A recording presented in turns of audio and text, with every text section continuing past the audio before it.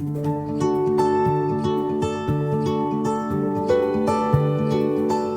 hello again.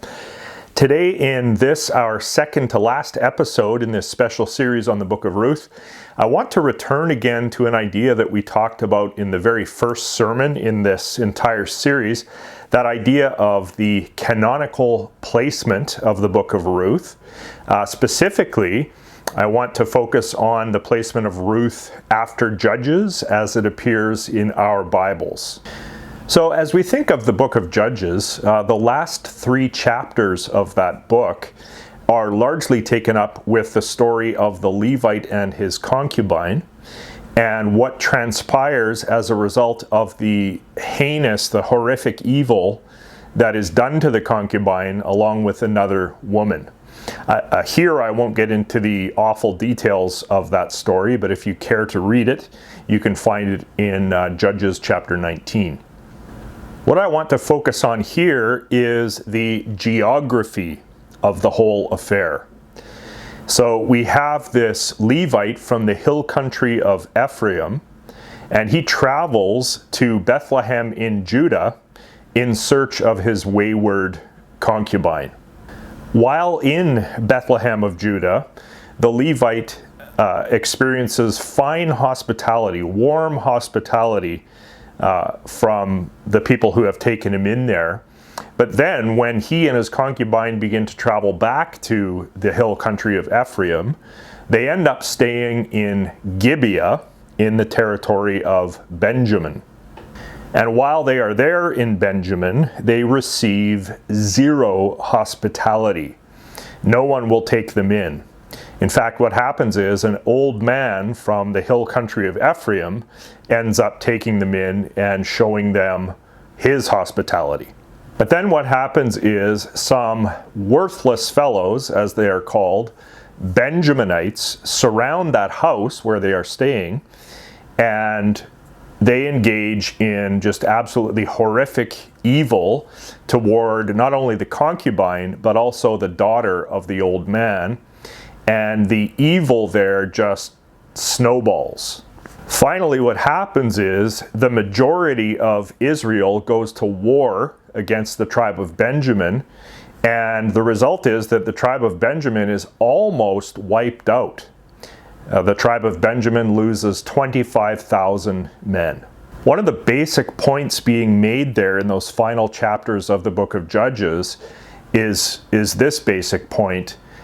Bad stuff happens in Benjamin, bad people come out of Benjamin, but look again at the warm hospitality that was given in Judah, in Bethlehem. Look at the fine people that are there in Judah and Bethlehem.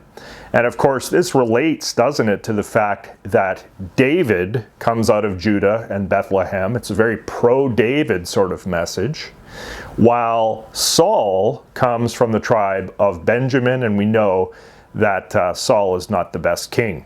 The very last verse in the book of Judges says to us that there was no king in Israel. It's in the very last verse of the book, and that's a refrain that actually happens quite often in the last 5 chapters of the book of Judges.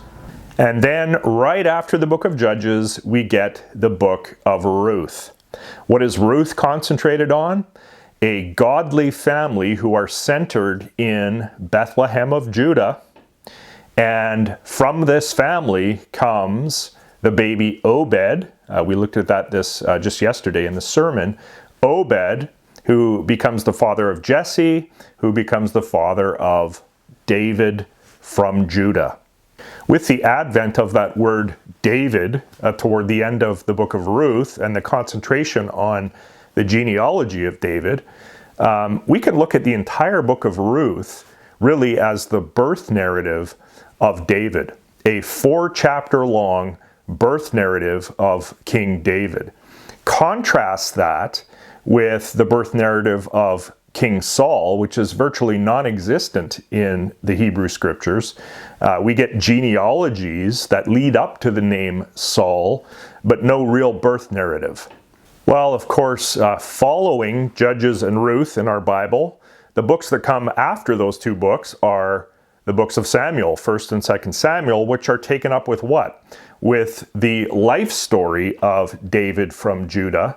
And secondarily, they tell the story of the madness of Saul from Benjamin.